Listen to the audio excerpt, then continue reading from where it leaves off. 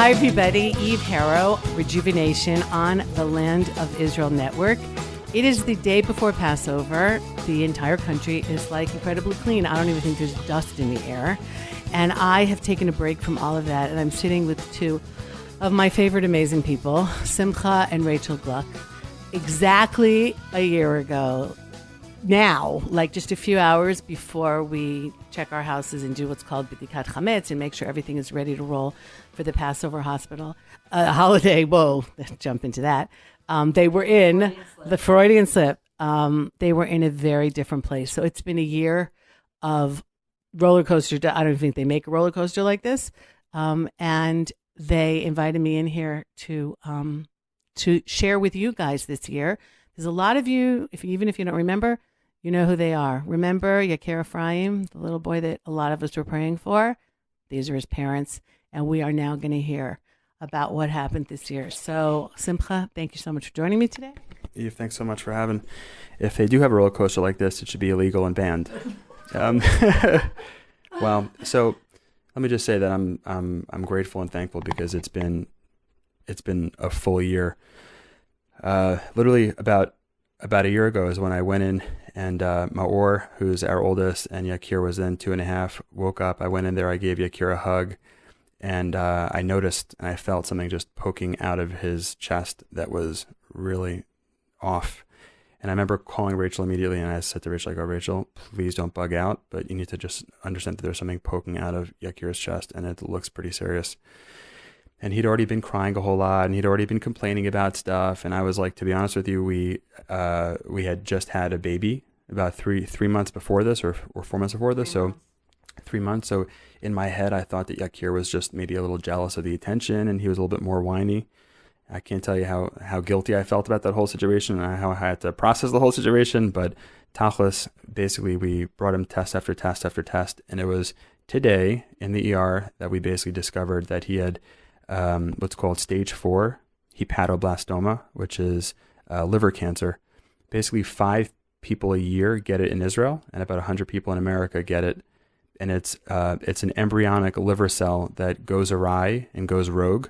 So embryonic obviously understands that it's like pretty much kids 3 and younger. And we were one of those 5 selected people in the land of Israel.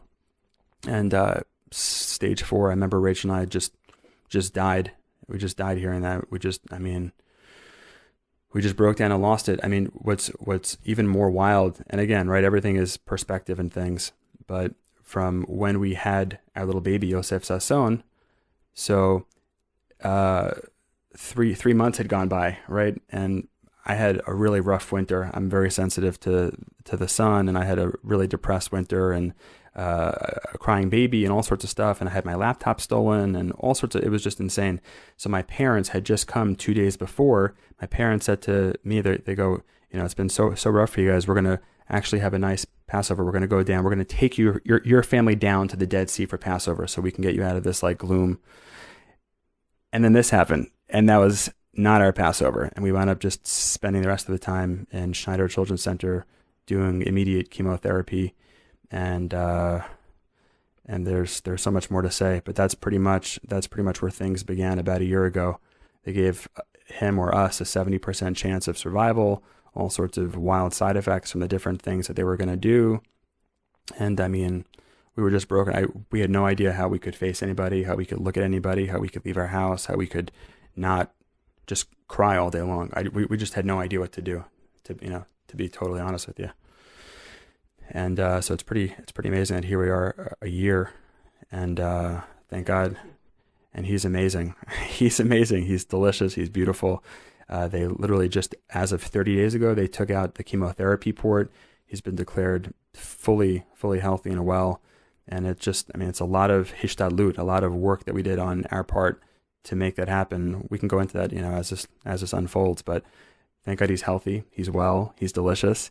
And he's very much here and joyful. And he's got a whole head of hair right now also. He grew back, and he doesn't want that haircut. And I'm like, you can keep it as long as you want. Oh, not even 4 with Rasta curls. Okay, so Rachel, yeah, I remember I was at the Brit. I was at the baby's Brit, Yosef Sasson. I was so happy to be there. Also because for some of my listeners who's been listening for a few years, you might remember that I had a very interesting interview with Simcha for over an hour, 3-4 years ago, where talked about the issues you guys had having children. I mean, this was not easy. You were married for over a decade, and now you have these 3 little boys, and I was at the youngest one's breed, and everyone's just so happy for all of you seeing these 3 beautiful children tumbling around, and then just a few months later, this cannot possibly be happening. So here you are, postpartum, nursing a baby, and then boom. Yeah. What happened with you this year? I don't even know. I don't even know where to start with that. Well, first of all, Yakir wasn't feeling well for a while, and it started when we had Yosef, and everybody said he's probably just whiny because he's telling us, oh, please carry me, and he was, I can't walk, and we thought he was just complaining, and we were bringing him. It wasn't just when Simcha felt something poking out of his chest. We were bringing him over and over again to doctors and in the ER a couple times, but they just missed it. It's just easy to miss, and it's so rare. And so here I am with my sister-in-law came to all of these tests, Rivka, who's saved our life, and she's watching our infant as we have an entire tribunal of the entire ER at Shaarei Tzedek, which is a wonderful medical center. It was probably 7 or 8 doctors and nurses and social workers to sit us down and tell us what was lying ahead. And I remember saying, I said, is this the part where I cry? Because it was such a huge thing that they had just told us, and I refused to look at the screen to look at it. She wanted to show us the picture of the tumor and the metastases in the lungs, and I said, I don't want to look. If I look, it's real. And I just, like Simcha said, we both just died inside. I was in shock. I couldn't breathe. I was having trouble breathing and eating that entire night. I had to have a friend come over who did a therapy on me and guided imagery, and she took me through the whole process, and she had me visualize him well. She asked me how many children he's going to have. I said 4. I just saw him as this. He loves dolphins, and I saw just 4 dolphins gliding through the ocean. And it's funny because I've asked Yakir since, how many children do you want to have? And I've never said anything, and he says 4. And that was kind of a sign to me that everything was going to be okay. And so we dove right into chemotherapy, and the chemo was so intense. Usually it's once a month. They did it once a week because it was so big. It was so aggressive. They said it was the biggest one they had seen in a long time. His alpha theta protein number was over 1.2 million. A normal person's is under 7. That's the tumor indicator. So we were just up all night. They told us we have to change his diaper every 2 hours so that he doesn't sit in chemotherapy residue. So I took the night shifts because I'm up anyway nursing. So I'm nursing the baby and changing the chemo diapers. So that was part of the problem with what happened to me later, which I'm sure we'll get into, that I just was losing a lot of sleep. And every morning thank God, we thanked Hashem because that we had Yosef, because I would express over a cup of milk every morning into Yakir's plain Cheerios with banana and strawberries, and he did not know that he was drinking a cup of my breast milk every single morning, and it has very high anti-tumor properties, and it kills cancer cells, and it's one of the best things. And they said breast milk helps prevent chemotherapy sores in his mouth, and it had so many benefits that we were just thanking Hashem every single day that I had this breast milk, that we were in that. So did you know this beforehand? Like, what's your profession? Or all of a sudden you're like, okay. Weird. They always say that the refuah, the healing, comes before the sickness. And I had no idea why. I had become obsessed with cancer the year before. I was watching all these cancer email videos I was getting, how to treat cancer naturally. I don't know why. I was watching all these things the entire year. And not that any of it actually came back to my memory at the time, but Simcha and I said we have to hit this in all directions. And we actually said if it wasn't so serious, we probably would have looked for alternative therapies before diving into chemo, but we had no choice. It was, we thought we could stay at the Dead Sea for the entire week and then start. And a doctor called us and said, you need to come right in.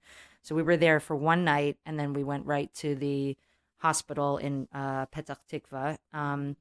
But Simcha can talk more about this, but we looked into every alternative therapy as well to do while he was going through the chemotherapy. Simcha, do you want to talk a little bit about that? Well, I remember because there was a WhatsApp group that was opened and people were praying and you guys were keeping everybody like abreast of what was going on. And I remember Simcha putting out like a whole voice note on one day about a little to-do you had with one of the physicians in the hospital when they wanted to follow protocol, medical protocol, and you guys were absolutely convinced that he was just going to get sicker. There had to be some kind of other way here. You want to call it naturopath? What do you call it? The doctors actually said to Simcha when they sat down with him, they said, don't do things that could interfere with the chemotherapy that could possibly save the cells that we're trying to kill. This is what they're talking about. They said, he's going to get sicker before he gets better. That's just the fact. And we weren't going to just take that sitting down. So we immediately looked into all these alternative therapies like high-dose vitamin C, and Simcha could talk a lot more about that. But we have videos of Yakir 24 hours after chemotherapy. We would bring him home, and he was riding his tricycle. He was climbing walls at the gymboree with his face mask on, without any hair, doing flips, jumping up and down at these gymborees that they have here. I mean, you wouldn't know that anything was wrong with him if he was totally bald with his face mask on. But yeah, I think just to preface it, let me just say like this. My background is, so I'm an author, I'm a speaker, I'm a trainer, and a lot of my tafkid, a lot of my purpose in this planet is to help people think smarter and better about business and about life, understanding that we're multidimensional people. There's different, there's a lot of game mechanics involved. I run a training company that's based on a game, and not that everything is a game, but to a certain extent, my philosophy is that there are elements to every aspect of life and business and the Torah that are game-based. There's game mechanics involved: winning, not winning, progress, who the team members are, what different things trigger and unlock. And for me, I remember when this whole thing went down, I just said to myself, wow, I'm basically in an escape room for the next, according to them, for the next 10 to 12 months. And the question is just, if we escape with our family alive or if we don't escape. Right. So with that said, you better believe that I'm going to do everything I possibly can to be able to escape the escape room. And so we were very thankful to get to Schneider Children's Center. We're very thankful to be able to get right into their program over there and begin chemotherapy right away. But we're not chemotherapy people. We're healthy people. We wound up conceiving naturally after 12 years of being infertile because of all of our wild adventures, from everything from the metaphysical, getting blessings from big rabbis and things like that, to doing juice fasts and colon cleanses and all sorts of wild things. So for me, when, I understood very quickly that for the doctors, this is another patient, but for me, this is my son. So as opposed to just waiting for their guided instruction, about, well, we're going to do this and we're going to do chemotherapy. Well, what else can we do, right? Because that's the question that most parents go to when you have a loved one who's sick or unwell and the doctor says, well, we're going to do this. It's like, okay, well, that's cool. What else can we do, right? Because this isn't just like we're going to do one thing. I want to do everything. And they had no other answers. It's just like, what do you mean, what else can we do? Just, that's it. We're going to do this. And I went through an entire process. I'm a researcher. I'm a learner. I believe in what's called a growth mindset, to keep on learning, keep on evolving, keep on getting better. And I'm just like, well, if doctors are stuck in this paradigm that what they think is the protocol, and they sent me the protocol, I asked to see their protocol just to be a responsible parent. I don't want just anybody working blindly on my son. I got to be into the mission. I viewed them as team members. They're part of my team. We're like on Team Yakir, save this boy. There's no competitions here, or there's no egos. It's just, we want to save this boy.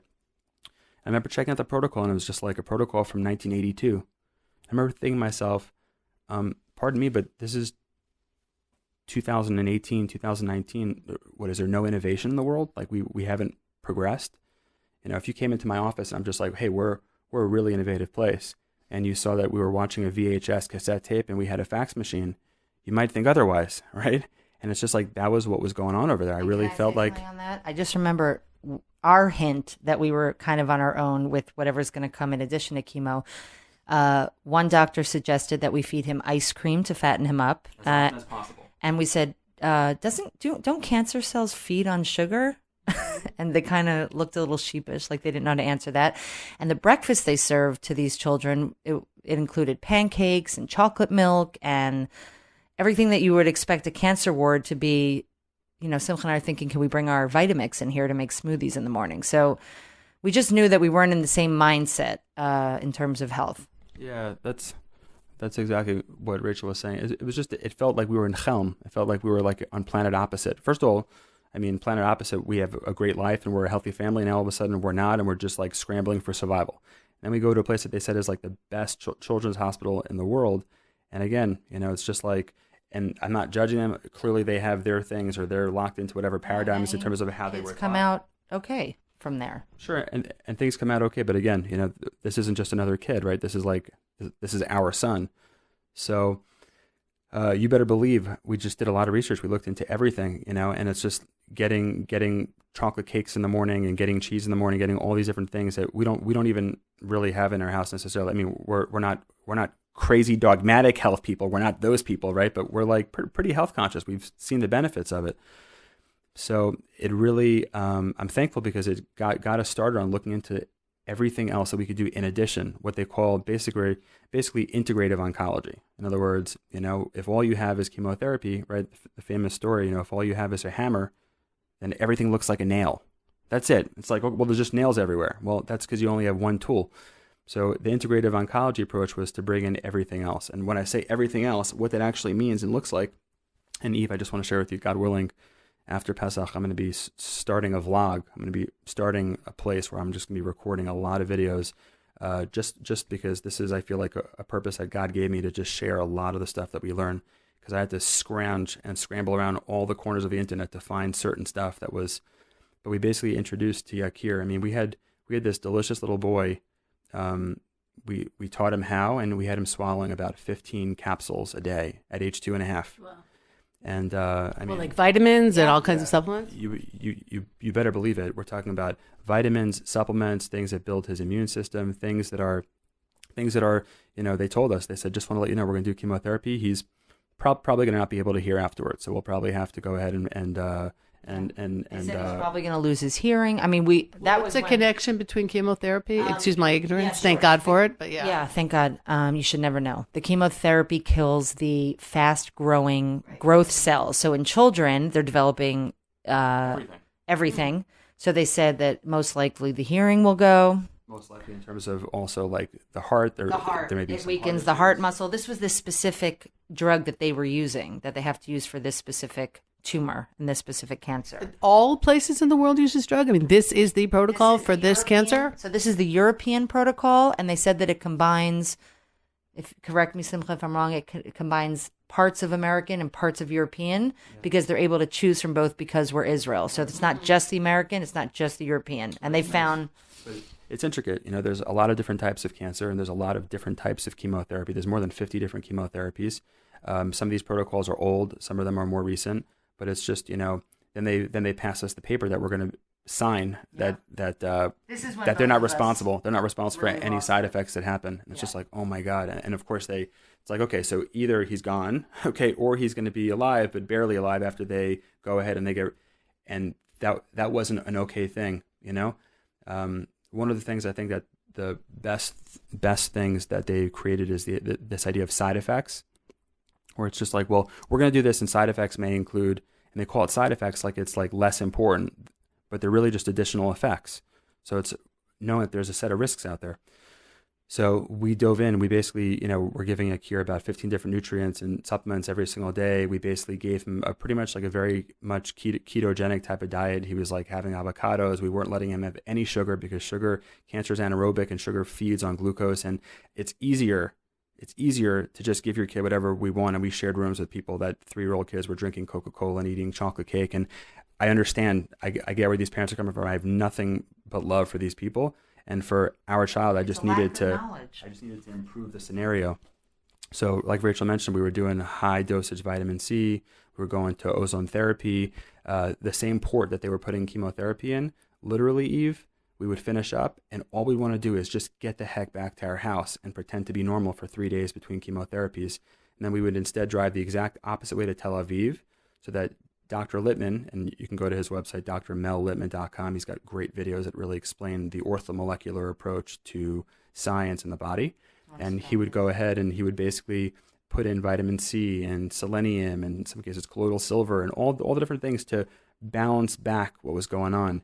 And to lessen the side effects, to save his hearing. And Dr. Mel Littman's daughter had a cancer called, do you remember, neuroblastoma, with a 10% chance of survival, and he stepped in there and did everything possible to save her, and that's become his mission now and his specialty in Israel.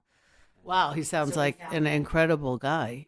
So did the hospital know that you were also going to a different doctor? And I would imagine they weren't too happy about it. So they did not even want to leave the tubing in from the port when we left, and finally we got them on our side because Yakir, thank God, was the only child without a zonda, it's called? A feeding tube up his nose, and he was the kid that looked the healthiest. After his third chemotherapy treatment, his hair was still there. He was the only child who had, and the doctor said, "Are you sure you're getting the chemo?" I've never seen a kid that still has his hair at this point. So they realized, they realized that something was going on here, that you were onto something. Yes. Okay. Yeah. Did you have ego issues here with doctors? No, I'm not asking this because I'm married to a doctor, because he's not one of those kinds of doctors, but somebody who has spent so long studying and is really on the top of his field, and then you're coming in and, you're not doctors, and all of a sudden maybe you're onto something and your son is looking better. Were they just kind of holding on to their opinions, or were they willing to now say, hey, maybe this is something we can even integrate at some point in the future here? That would be so nice if that were the case. Unfortunately, they were very much in their place and rigid about it. We got Yakir a cannabis license. I've been giving him medical marijuana in the form of oil and drops and vitamins. I literally had a couple of doctors take me out and yell at me that I'm killing our child by giving him vitamins because I am destroying their chemotherapy process. And it literally wound up saying to them, I go, look, you're going to do what you do, and I respect that. And as a parent, I'm going to do what I do also. And it would so behoove you to actually look into this, because I have and I am, and I can cite and I can reference and I could show you. And they would say things like, well, you're just, it's not going to work. And I said, can you send me the literature that shows that? And no doctor ever sent me any literature. They even wanted to even get my email address, but I kept asking for their email addresses so I could actually send them literature that shows them the opposite. And they never wanted to give me their email address and things like that. So unfortunately, it was very oppositional, if you will. What's happened now? I mean, now that, thank God, he recovered, is there any kind of loosening there, where they're willing to say, or they're still holding that it was their chemo? Our personal doctor, she was the one that said, listen, I'm not going to stop you from what you're doing because I see that he's the only child without the zonda. I see how he looks. But she was kind of like the lone voice there. But you could tell she wasn't going to look so much into it, but I could tell that we paved the way if future parents were going to come and do the same types of supplemental treatments. I could tell that she was more open than the rest of them. Yeah. All right. So maybe it will make a difference in the future. I hope so. I mean, that's definitely the point of me also. I hope to be able to get this vlog going as well, and be able to share, information, share research. But I think one of the most important things, and Eve, I just want to say this because this isn't just a thing about cancer, but for us, we're people that we believe in Hashem, we believe in the Creator, and we believe wholeheartedly because we just constantly see angels, we constantly see His hand or her hand, whatever you want to call it, in our life on a lot of different levels. So there was no way that Rachel and I were going to go ahead and just make this at Hashem is like in the synagogue on the Sabbath, but now we're like in this three-dimensional world of like cancer, and this is all totally random, and it's like, where'd this come from? And now we're just victims. It's just like God brought us his cancer, and like, what does this mean? And he's running the show, and this is his tool. So how do we understand, why it's here from a metaphysical perspective? And I think that gave me and Rachel a lot of light. This idea of like, where's God? And the answer is wherever you let him in. So we just let him in, like full-blown let him in into this entire scenario. We had, thank God, we had an amazing group that Rachel put together that she was running for a while, of a group that was saying Psalms, that was saying Tehillim. We just yesterday we finished 250 books in this 1 year of time. And that's such an incredible ripple of merit and things like that, to say the least. But is there anger? I mean, you're letting God in. So is there any of like, excuse me, but what the, we go through all this to have children, and now this? Like, what do you want from us? Yeah. Our friends were probably our friends were just as angry. Like everybody was. We have friends now that told us they were preparing for a funeral, but they didn't tell us. Like they were just trying to give us. That's when I also lost it. I mean, I have chills all over my body just thinking about this, but I think that's why we were able to harness so much prayer, because people were just devastated. And we had a birthday party for him after his first chemotherapy treatment, because in Israel, most of the boys, we grow the hair till they're 3 years old. And he wasn't yet 3. And so before he lost his hair, we wanted to do a party. And it turned out to just be a very somber event where everybody was just bawling. And we finally took family photos, which we had never done. But, it's like we wanted to do it like that so that there's a lot of dignity over there. Dignity of him losing or him losing his hair through a haircut as opposed to losing his hair. And I just want to say that the whole idea of the whole idea of like dignity was so prevalent in this thing. I mean, I wanted to say this, which is, okay, Yakir Ephraim is my son, and of course, is our son, right? And like what that looks like, every one of us, understand how special our children are, for sure. Just I've never seen anything like it. I mean, he was literally like my rabbi, my role model, because this little boy had to this entire time he was going through this process had to be dressed in Shabbat clothes. Had to. Literally, I'd go, suits with bow ties. If this is him. He wants to be dressed up. He was wearing a 3-piece suit with a bow tie or a matching tie, and if the pants weren't right or the vest didn't match, and he went to the hospital like this with his kippah, he never once took off his yarmulke, and he slept in these clothes. And did he say why? Was he able to verbalize what's going on with him at the time? I want to wear my Shabbat shoes. I want to wear my Shabbat clothes, and chemotherapy isn't pleasant to say the least. And so there'd be times that he was throwing up, and we had to have just change after change after change of clothing. And what's so fascinating is when this whole thing essentially ended after we had, right in this protocol, there's the goal was to take this monster that took over his liver and started to metastasize in the lungs. Goal was to shrink it down to like an operable level where we were able to do what's called a liver resection. And thank God, with everything that we did in terms of the chemo plus the prayers plus the vitamin C, we wound up shrinking it down to a little tiny ball away from all the organs and things like that. And they were able to do a nice liver resection, and they wanted to keep on doing afterwards what's called just in case chemotherapy, where I was the first person I think in history to decline them. I sat across from a whole thing of doctors explaining to them why we're not going to do that, and we did it our way on our terms, and thank God it wound up working. But my point was that when Yakir began to go to Gan, which was his dream come true, to go with his big brother Maori to Gan in the morning, I remember expecting Yakir to say, okay, well, let's go pick out Shabbat clothes, and it's just like he just picked out regular clothes, and it's just he only wears Shabbat clothes now on Shabbat. And my dad, my parents dropped everything. They came in for Pesach. My parents literally dropped their whole life, and they came and they just lived here basically for almost a year to help us while this went down. But I remember my dad saying to me, he's like, Simcha, what do you think? What do you think it was that Yakir was like all about Shabbat clothes while he was going through it, and then all of a sudden he's just back to being a regular little 3-year-old boy. And I said, I just think from all the intuition, from guidance, I think Yakir is a really high-level soul, and I think that he just said to himself, I have no control with what's happening, but the one area that I have some locus of control is at least how I look, and I'm going to look like an angel. And he was just in, oh my God, he was just in Shabbat clothes every day, this little tzaddik. And people in the hospital would look at me and Rachel like we're nuts, but it's like we're not doing this. We're not dressing him as a doll. Like we're not those people. I'm not crazy, But it's like it was him, and it's just it was such a lesson to me. It's like if you're ever going to go through something that you don't want to go through, you do it in a way to like celebrate optimal dignity, and I feel like that's exactly what he did. We say that Shabbat is like a little piece of the world to come. It's even a beautiful song that we sing, Me'ein Olam Haba. And it sounds like, if he's bringing in Shabbat every day, if he's bringing in the world to come every day, he's going to push it off for himself. Like, it's not happening. He's going to bring it in now so that after 120 full years, it sounds like something really unique happening here. And what about the other two? And the baby's the baby. But what happens with Maor at the time? He's 5, right? He was 5 at the time. So I guess it's a good place to talk about what happened to me. So after 2 months of this, no sleeping and nursing all night and changing chemo diapers, I became a bit obsessed with our WhatsApp group and praying and rubbing his feet every night for 45 minutes with our cream that Simcha makes. And I was just in this whole healing modality. And I didn't notice that the no sleep was really taking over me. Also, just everything, the pressure of everything, and the overwhelming doesn't even begin to cut it it here at all, right?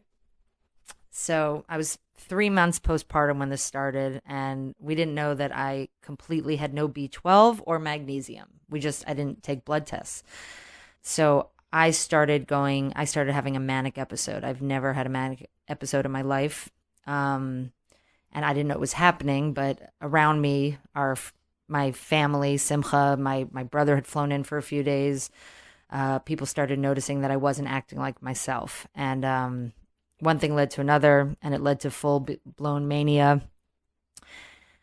And Simcha had to bring me to a psychiatrist. So while this is all happening, we're going through the chemo, we're going through everything. Now Simcha has to take me under his wing and try to make me better. And I did not know what was happening. I mean, I was completely out of this world at that point. And he's, giving me all these drugs to lower the mania, which drove me into full-blown depression, where I've never had a suicidal thought in my life. And it just felt so horrible. I didn't want to get out of bed. I wanted my life to end at that moment. And I've never thought these things. I've never thought these things since, but it was total hell. At one point, my body stopped neurologically being able to fall asleep at night. And that's where the real hell started, because I was just up the entire night, and then I was up the whole next day. And this went on for weeks, where I was taking anything to just even an Ambien, anything. It would put me to sleep for maybe an hour, and then I would just wake up, and I would be up the entire night. Yeah, wow. So Simcha's taking care of everybody at this point. Let's just say I'm like the Jewish P.T. Barnum of like my own personal circus. This was I'm very thankful. I've never really dealt with or knew of anything regarding mental illness, right? Everyone knows someone or something, but for the most part, people keep it behind closed doors. So I had no training, I had no understanding of it. This is my best friend of 18 years. Rachel's a rock star. She's normal. She's healthy. She's well. We're healthy. We're well. We have good days. We have less good days. Whatever. But we're talking. Elvis left the building. Like, Rachel is not in Rachel anymore, and it's an issue. And now all of a sudden, all of a sudden there's a psychiatrist involved. It's like, well, what the heck is a psychiatrist? And all of a sudden, I'm throwing I'm being told to give Rachel medications to just basically help her go to sleep and just put her out to rest. Of course, you're realizing the irony here is that when it comes to Yakir, you're trying to get him off the chemicals, or at least do the, and then you're like, chemical city. Yeah. Well, again, I had no, just to say, before we did this, I didn't want to go that route. So I spent a week by myself with Rachel and Yakir in chemotherapy mode, trying to literally nurse Rachel back to health and wellness with what I know. I don't know. Let's make a salad and fruit. It's like, it's not like that. It's literally a neurological thing. It's a psychological thing. It's a physiological thing. So you don't know what you don't know. And which, by the way, happens to be, as I'm sure you know, but I'm not sure all my listeners know, heavily prevalent in people with Ashkenazi Jewish backgrounds. Okay, in the miserable gene pool of the Ashkenazi Jews that comes out of the fact that there were so few of us left, mainly after the Crusaders, marrying each other. And that's Tay-Sachs and breast cancer and all of those things. Mental illness. And I had a talk with a tourist a few years ago, who's now become a friend, who is she works in mental health. But as Simcha alluded to now, or not alluded to, it's kept behind closed doors, because there's still a stigma about mental illness, and it can affect who's going to marry into your family and all these kinds of things. And so, but she was telling me how prevalent it is. Wow. And it's easily, and then we all might carry the predisposition to something, and it needs a trigger, right? A certain virus at a certain time of your life, and you'll become diabetic, or maybe ordinarily you wouldn't have been. And the same thing when it comes to mental illness. And there's certain people that will carry that predisposition and it'll never actualize. And then others, like what happened to you, where it was just too much. It was just too much. And there you went down that slide. Rachel left the building, that's for sure. Yeah. So, did you know what was going on at the time? Not at all. I thought that Yakir was healed. I thought the tumor was gone. I kept telling Simcha that he doesn't need surgery because I healed him and it's gone. I told Simcha to order me a wand. He actually ordered me one, which is really nice. But I mean, I was ready to bless the world with my superpowers. I mean, I had literally. Rachel was on another planet. She was on another world. And what was really difficult about that was, again, we have a baby. We have a baby who's nursing, and now I'm just like giving Rachel medication just to help her rest. And all of a sudden, Rachel's starting to go ahead and starting to get a little bit of mastitis now, and Rachel's left the building. So I'm trying to help Rachel deal with her mastitis. I'm trying to do this type of stuff. Our baby, we have a friend named Pam that lives across the street, and Pam is a nurse and a friend for a very long time. And we literally had our little baby Yosef living across the street at Pam's house for, I don't know, a month and a half while this is going on. And then I'm going to Schneider, I'm checking in on Rachel, and then at one point things hit the fan, and it just became really clear that Rachel was not able to live in our house while this is all going on, because, oh my God, there's a lot of needs that need to be taken care of. And next thing I know, it's like I'm going to Schneider, and Rachel's in a psych ward for a little bit, and she's trying to be okay, and I'm trying to be okay, and I'm trying to make sure that Yakir is okay, and I'm trying to make sure that Yosef, our baby across the street, is okay, and this normal, playful 4 or 5-year-old that's now spending a lot of time with Bubby and Grandpa. He's not really sure like what's going on. And again, this whole time, just trying to not trying to hide things from people, but just trying to just give my kids so much love that they don't know that there's anything wrong when, oh my God, is there something wrong? And where are you here with all this? Or you don't have a minute to breathe. Your formerly outstandingly high functioning wife is not only now not high functioning, but needs care herself. And I mean, when you think about these weeks or even months that you went through, can you, now, when you look back, what kept you going? I was just tapped into God's power, really. That's all I had going on. I'd cry every single day. I'd cry for at least an hour while I'd be praying. I would just keep on focusing on what I can work on in myself, what I can fix. I said to myself, I'm like, I am responsible for this, not in a way that I'm guilty and at fault, but it's almost like, we literally just had the Torah portion about Tzara'at and about the Mitzorah. And it's not like about it's not even really leprosy, right? It's like metaphysical malady of what they call leprosy, but it doesn't just appear on someone's house because it's random. It doesn't appear on someone's clothes or on their skin because it just happened to them. There's a reason for it. And it's like, there's something that they have to be mitake and that they have to rectify. So I just kept saying, I'm like, all right, God, I don't know what's going on, but I'm going to keep on working. And I just had this power that I really have not had in a very, ever in my life, to just keep on going, because it was impossible. It was really an impossible scenario. One tragedy is a tragedy, but when you start stacking tragedies and traumas on top of each other, and it's like this complex, multidimensional travesty that's happening, I don't know. So I'm literally trying to take care of Rachel with psychiatrists when she's away. Rachel has her smartphone. She's reaching out to people. People then have to talk to me afterwards that they're concerned about what Rachel was telling them. So I'm dealing with the debris of Rachel on her smartphone afterwards. And then there's the doctors pestering me to come back with Yakir to go check out this and go check out this. And I have Yosef crossing. And then I have my parents. And my parents, they just want their son to be okay. They want their son's family to be okay. Right? It took us a long time to have kids, like we mentioned. They're wondering what the heck's going on. And man, there was a lot that we went through. I mean, basically in the world of psychiatric cases, 30% of people are what they call treatment resistant. So you can, from a psychiatrist perspective, you can do all the right things and give people the right types of medications, and 30% you will never be able to treat because people are way too complex. And it's just, what was happening was Rachel was not okay. I don't know. I thought, well, Rachel got not okay in about a week. Maybe she can get okay in about a week, right? She's quick, she's fast. And then it didn't take a week or a couple weeks. It just seemed like it was going downhill. And literally, I mean, after 2 months of them saying, we just got to get her stable on stuff. 30 days, she got stable on one thing. 30 days after that, she got stable on the next thing. And it kicked in. It's like our prayers were answered. Whatever needed to happen somehow stuck, and it worked. And Rachel was able to come home and come back. And of course, that was the reintegration process, was hell on earth, because Rachel still had resentment about me for just making her take medications. And I had a little bit of resentment, not to Rachel, not that Rachel did something wrong, but the fact that I've just been alone, just trying to hold it together. So just trying to work on shalom bayit issues, like our family and our relationship and our communication, and what therapies we need to work on to be able to go ahead and to heal and to be okay. It was it's a lot. It's not easy. It's not easy even talking about it. But What happens work-wise? I mean, both of you sell real estate and you got, the game business, which I also, if people remember, interviewed on Fresh Biz. What happens with all that here?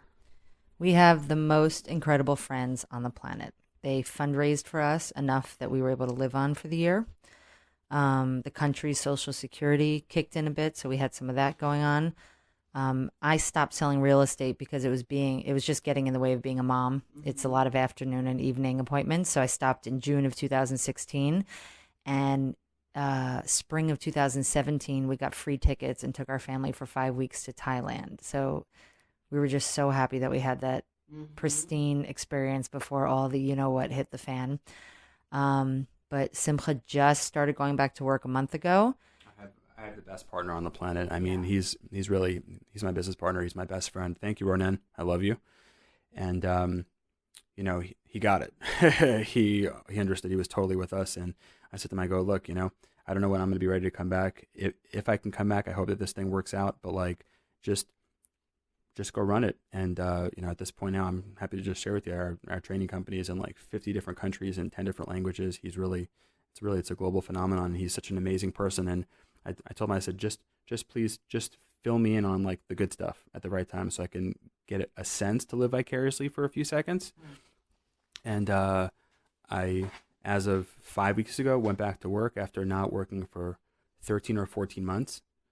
And are you different now? Because if you are somebody who talks about how it's not just like work and life, but everything's integrated all together, and now you go back to work after a year of this, you're not the same person that you were a year ago. So has this affected, you just picked up the pencil and sat back down on the desk, or has this affected how you are now approaching your profession? Yes. Yes and yes. No, it's, on the outside, I still look like Simcha Gluck, but on a DNA level, on a cellular level, on a neurological level, I'm a totally different human having gone through this experience. It's very humbling. It's very, very, very humbling. Everything's okay, good family, things are okay. You think that, life is challenging when a deal doesn't work out or like a kitchen appliance breaks or whatever, And then it's like all of a sudden can find yourself in a scenario where like you don't know if your 2-year-old son's going to survive. I'm on suicide watch for my wife, having and it's just like, oh my gosh. I mean, it's insane. I've never prayed more. I've never cried more in my life. So I'm a different human, and I wasn't sure how to even go back to work. I wasn't even sure if I can. I wasn't even sure who I am and who that person is. I mean, big existential crisis. And going back, I had what they call imposter syndrome, at least for the first couple of weeks. It's like, am I really doing this? Am I still me? Am I allowed to do this? Right? Am I like, and thank God, thank God for muscle memory, right? That things can just kick in, balance comes back on the bicycle and things like that. But a whole new perspective that wasn't there before, just like typically the type of training that I would do, I'd be brought out to Microsoft or IBM or startups to train them and their top, C-level suite people on how to make smarter money and how to do things better. And all of a sudden it's just like, well, who cares about that stuff? It's just like, oh my gosh, family can disappear, someone can die, health is not a given, all this stuff. It's just like, who am I? What am I doing? But I'll tell you something interesting, just that whole thought process, the type of training, put me into a place where I really understood. And I actually gave this talk at our partners conference about 5 weeks ago. I gave a talk. It was a 90-minute talk. It was called Winning the Game of Cancer in 2018. Not that it's a game in like that perspective, but a game, again, the game mechanics, And it really helped me understand that there's a lot of different ways to win. And I broke it down to 5 elements. So just to share with your listeners, if anybody's going through this, if anybody knows someone who's suffering and things like that, here, in my mind, here are 5 ways, I hope, that can help you win the game of health, First was about mindset, just having the right mindset about it. Rachel and I never, ever said the fact that our son is sick. We never even said the word cancer out loud. We wouldn't even let that happen. We never went to the hospital. We were always going to the Children's Wellness Center. We didn't let anybody speak ill about unwellness or not, or like that was gone. Our vocabulary was clean. Maor had no idea. Our oldest had no idea that there was something wrong. Yakir had a little boo-boo, and we're going to go get it fixed. And that was it. It was just like literally the right mindset about it. The second thing was about the boosts, like real, natural, healthy boosts. Everything from juices, everything from vitamin C, everything to reishi mushrooms and colloidal silver and probiotics and all these different things that I learned how to make or I learned how to buy. The bacteria water. Yakir's the youngest kid in all of Israel to have ever drank this bacteria water. There's an incredible doctor in Texas who basically discovered something called anti-neoplastins in the urine, which is not in cancer patients. And similar lines, they discovered that there's certain types of bacteria that people that have cancer don't have in their body. And they said, well, maybe if we put it back in, that'll make a big difference. He was drinking water that tasted like sewage, and we would just mix it with grape juice. And we would tell him, it's yucky, but we're going to give it to you in grape juice. And he was the youngest child to... And a couple of the examples that they had found in people who drank this bacteria water is at the very end, when they went in to open up the tumor, they found that either there was no tumor or it was gone. And I just want to say I'm so thankful that we found this through Dr. Lippman, is that ultimately he drank this every day. And it's a little biohack. We would have him smell grape juice and then drink this disgusting toilet water. So he'd think that he was drinking grape juice, and we'd finish it with the grape juice. But this kid, when they finally opened up, his liver to take out the cancer, there was 100% necrosis. It was 100% dead. This cancer, 100%. That is unbelievable, and I attribute it to that. So it was like 2 natural boosts and supplements. Don't stop looking for what's possible. 3 was natural treatments.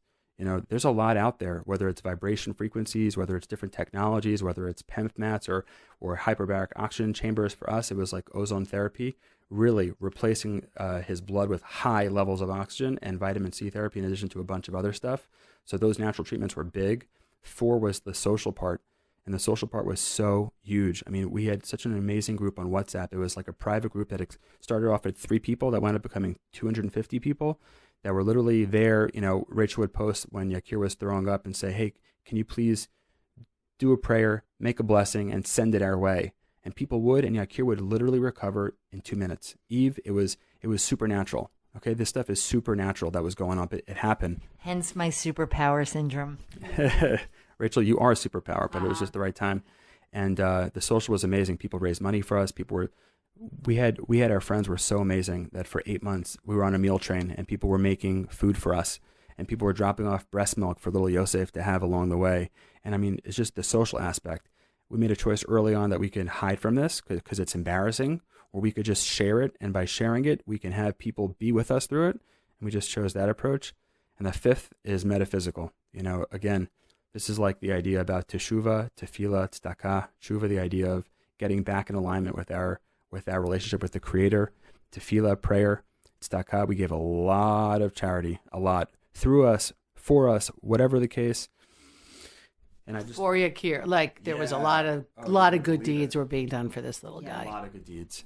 And I just wanted to just sort of like just mention this one last thing on the metaphysical part, which is, it's the Ramchal. He talks about Rav Moshe Chaim Luzzatto. He talks about that ultimately, ideally, we have a blueprint on how we can live good lives.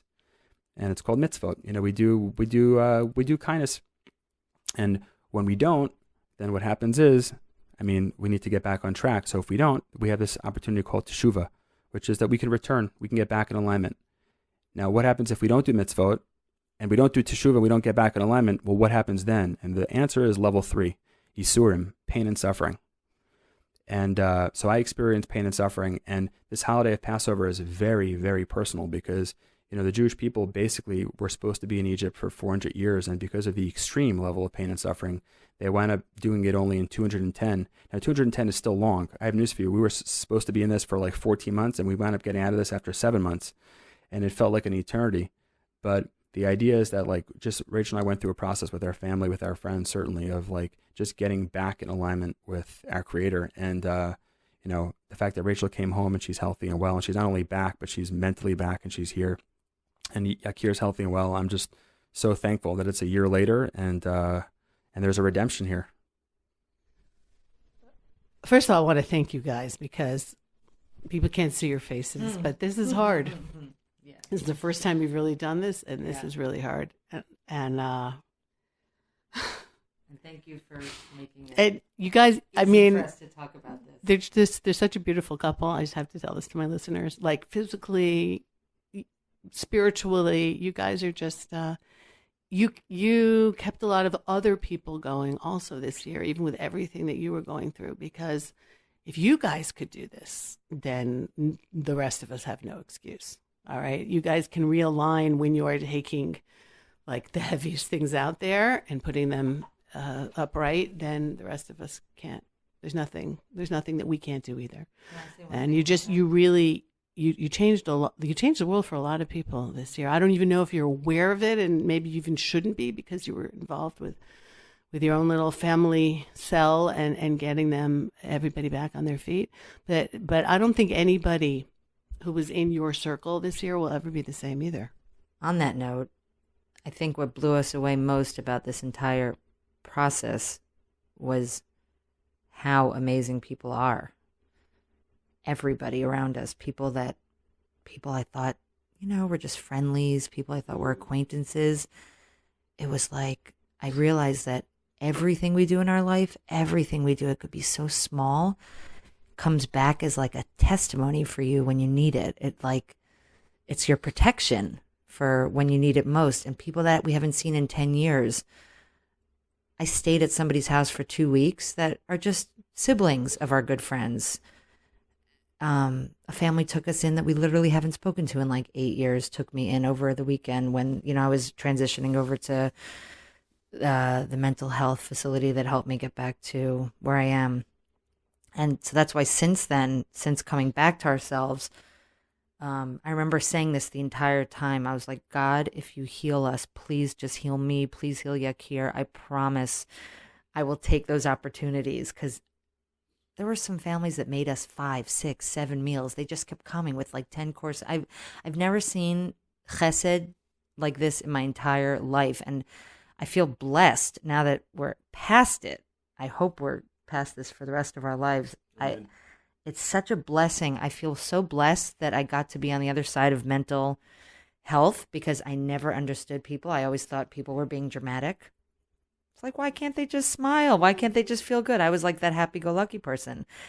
And I couldn't imagine even someone trying to take their own life. And I was literally having some nights where I was up the entire night, putting my face in the pillow, trying to suffocate myself because I couldn't go on. I couldn't exist for another minute.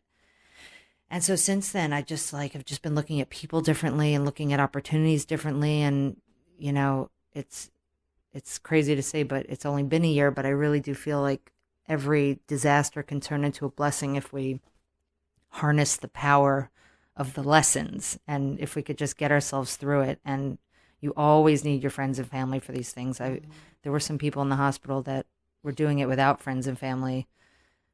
And it's just heartbreaking. And I just want to thank you and thank all of our friends and all of the prayers. And we would get the WhatsApps at 3 a.m. telling us what people were doing in his honor to.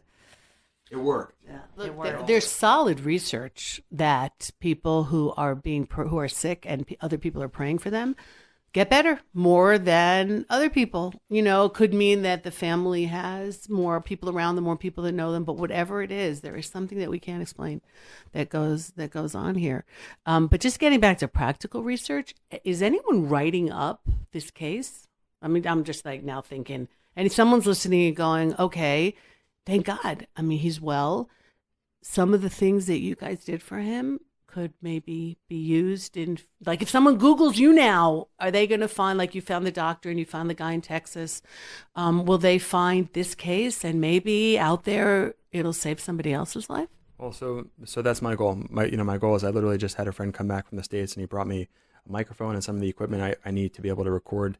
And I just feel really called to just put this out there because it is out there, meaning it's findable. But you have to really want to look. You have to really search. That was one of the things that's so fascinating, right? I would tell Rachel, I go, Rachie, you can't just tell people what we're doing because most people don't want to hear about it. It's like you have to get permission first, And I come from the world of coaching. You can't coach someone that doesn't want to be coached. You can't parent someone that doesn't want parenting. You can't give information if they don't want it. But I said, at least for the people who do want it, I'd like to make it available. So I don't have a website as of yet. It's going to be a YouTube channel. At some point you'll be able to search for Simcha Gluck, and you'll be able to find. I'm going to go through lots and lots and lots of aspects of what we did, and I'm going to interview the right people who were part of our journey also to hear from them. If you ask the doctors at Schneider Children's Center from their perspective, this was just a really lucky case. That's it. It's just a really lucky case. It gets to make them look really good about how they treat hepatoblastoma. And cool, I get it. That's where they're at. You can only get what you can get from someone that's all that they have to give. We thank them But, for everything. You better believe we thank them, and I really appreciate her too. Our main doctor was a religious woman, and when we were talking about the fact that she needs to bring in the metaphysical into this world, she's like, I'm not your metaphysical doctor. I'm your physical doctor.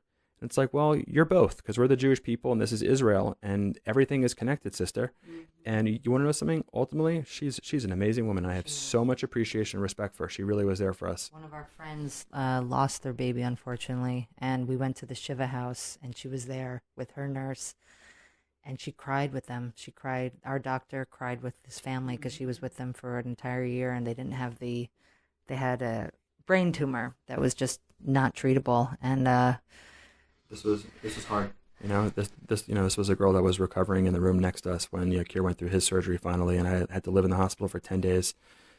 But we got roommates every time.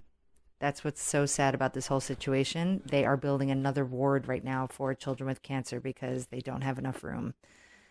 Yeah, it's just becoming worse and worse. Do you find yourselves more overprotective now as parents after, or less because, like, less runs the world? Yeah. It's just right now. I think that Rachel and I are just focused with just giving love and just being the best parents. I've never been more present.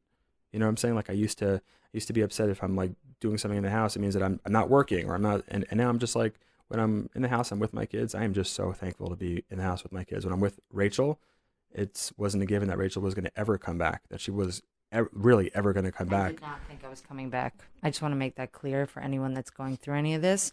Everybody told me I was going to recover, and not one iota of me believed them because my brain was not processing information, and I couldn't even do simple math equations. I mean, it was horrendous. So for anyone that thinks they have no chance, hold on, because everything, you can recover from anything.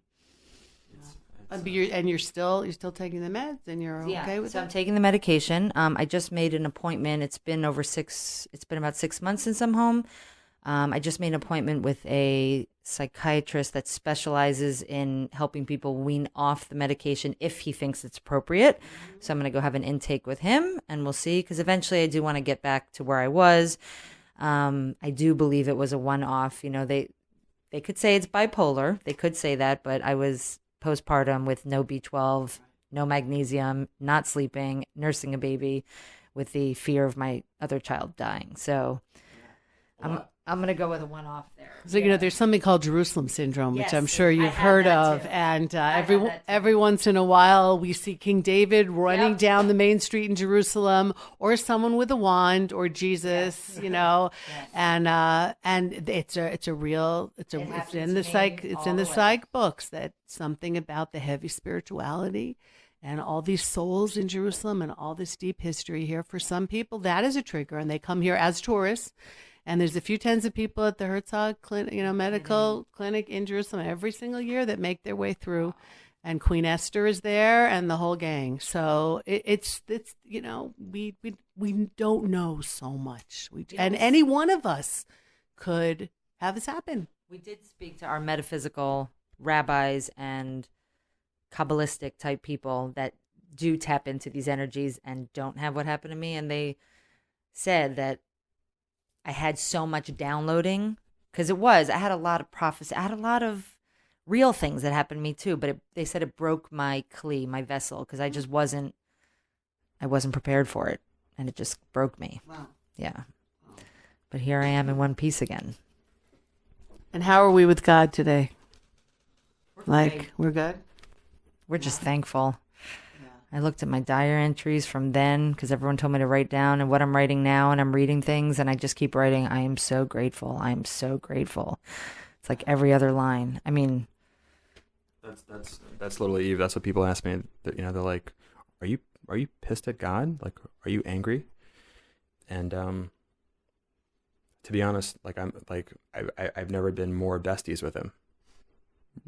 We're besties. I'm not in this like fear-based dogmatic thing of therefore that means, I'm now like, doing this 24/7. But I have found a new balance, and I'm deeply connected, and I am so appreciative of being able to understand his ways. And I know it seems like wild to say, but very often we go through stuff and it's like, why is this happening? What's going on over here? And what's so beautiful about Hashem is the fact that I really feel like I understand. I really feel like I got it, in Genesis, right? So something. No, yeah. You got more than you had before. Okay, you're in a different plane than you were a year ago. I don't have mastery over God. That's not what I'm trying to say. But at least for me, like I understand things, And in Genesis, it says that we were created in God's image, right? And it's a beautiful idea. I think that one of the most beautiful things I read that one of the most beautiful ideas about the fact that we're created in God's image is that He told us. He didn't have to tell us, but He told us that, and then, like that's an insight that we can live with. And I just feel like, I'm thankful because I just kept hanging on. I kept hanging in, and it was hard to say the least, very hard being here at night by myself, raising 3 boys under the age of 6 while Rachel's in a psych ward for 2 months.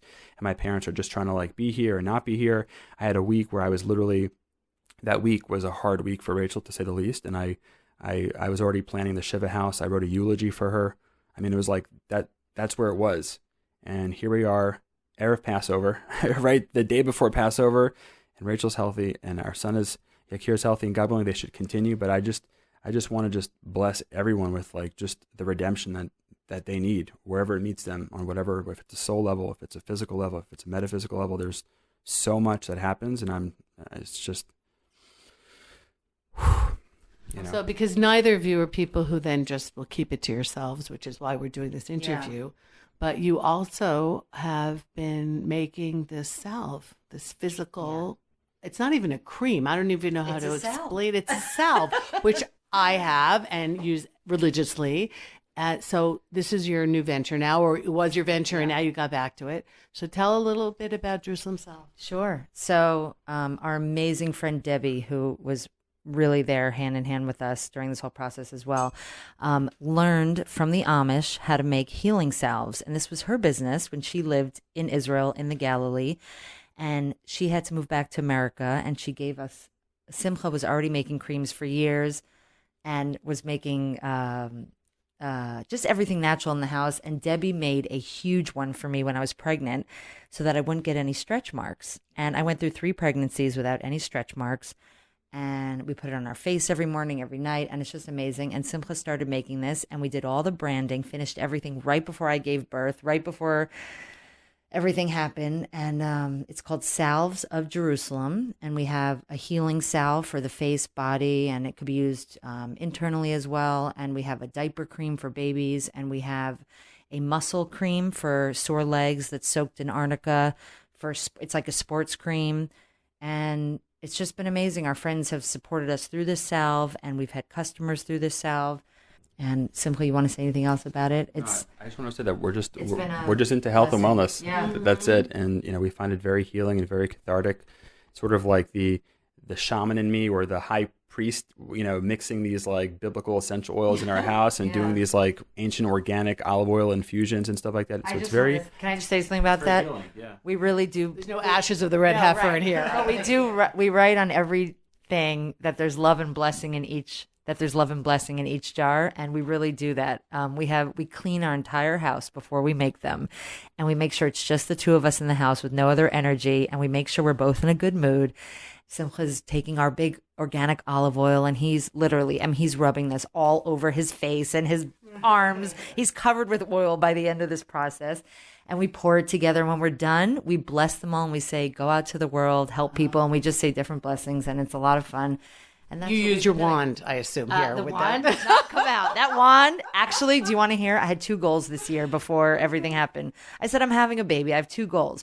I want to read Megillat Esther, the Scroll of Esther, because I learned 1 parak. I wanted to read the whole thing. And I wanted to participate in the Jerusalem Marathon. I find it amazing that when you put the energy and a goal out there, that's why thoughts are so important. just to say real quick, when this happened with Yakir, I remember the first thing I wrote on the WhatsApp group, I said, friends, please just picture the Seudat Hodaya, the feast of thanks that we're going to have at the end of this. And our friends started writing, I'm going to bring sushi. I'm going to bring this. Our friend Malka Fleischer, who you know. And we just said we want to do it Wednesday after Passover when Simcha's parents are still here. We want to have a big feast to thank Hashem. Because instead of the sacrifice, we do a feast to thank God for a miracle that happened to us. And my friend Malka said to me, I guess I have to bring the sushi, right? Yeah, but I got to run. My friend Chana brought me out and she made me sign up for the marathon. I walked the 10K with her. We power walked and I was still recovering, and I learned an extra chapter, and I used the wand instead of the yad. We usually use a hand or a pointer for the scroll. So everybody that read out of the scroll used my wand. So it was used for good in the end and for a redemptive scroll. And Eve, I got to tell you, just Rachel did such a good job reading, and just one more thing to add, which was that when this whole thing went down, right? So Rachel was away in a psych ward, and I was here. I couldn't come out as often as I wanted, but I set up a separate WhatsApp group of just some specific people, in Rachel's orbit, and I needed to put a picture on the WhatsApp group because my goal was to have these amazing women go out there, even when Rachel didn't want anybody to come out there, just to be there for her. And I called the group because Rachel dressed up as a Wonder Woman the previous Purim. I called it Restoring Wonder Woman. And that was it. And this year on Purim, Rachel was a Wonder Woman again, and she looked so good, and she was healthy and well, and I literally just had tears in my eyes on Purim when Rachel was dressed in that costume. The real Wonder Woman. Yeah, the right. real Wonder Woman, It's really, all God, legit. and thank God. So this next Wednesday, I'm running a bus for When Israel Fun to Gush Etzion, Yes, we're gonna come. And people are going to meet you. We're going to be going over to Ari and Jeremy's farm and planting trees. I think I've got 30 trees donated. That's the first thing we do in the morning, and you guys are going to be there.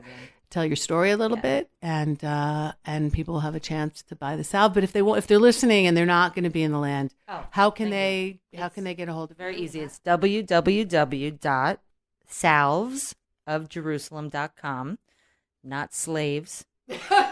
Every time I type it, I accidentally write Slaves of Jerusalem. Well, that's very appropriate for Passover. Right, okay. Slaves of Jerusalem. Moving from slavery into salvery. Yes. Okay. And our email, which I check it every day, every other day, is salvesofjerusalem@gmail.com. Simcha is Simcha Gluck, SIMCHAGLUCK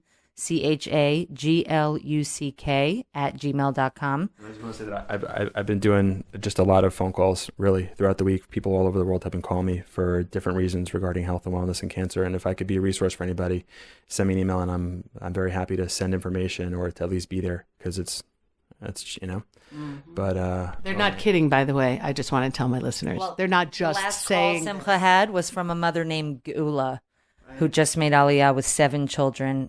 And she had her 8th child, and she's postpartum, and her child is now in Schneider. And Simcha said, Geula just called me to help. But it's... And we're on it. Thank Right. God. Thank God. We're on it. That's the point. We're on it. By the way, just, You're playing this forward. I mean, you had people help you, and now this is how we do this in this world. Like Hashem gives us good, and we make sure to move it forward, and that's otherwise you can't make sense of it. This happened. Our friend's child, she was in a coma for a while. You know this, and she was, and she told me when she came out of her coma and she saw thousands of WhatsApp messages and blessings, and she didn't know what to do. Her mother said, "You can't thank everybody that helped you. All you could do is the next person." And I remember that now, because I just say it's just the next person. And anytime someone calls now, I have a totally deeper understanding for actually being able to help someone. Mm-hmm. So empathy off the charts, huh? Yeah, in every way. Eve, thank you so much. I don't know, you're hosting 17 people, you said. I don't know how you. May you have a beautiful Pesach and keep inspiring the world. You are. For those of you that have not met Eve, you are just. I'm looking at this. Just. It's a treat. New haircut. Yeah, New right. haircut. You look gorgeous.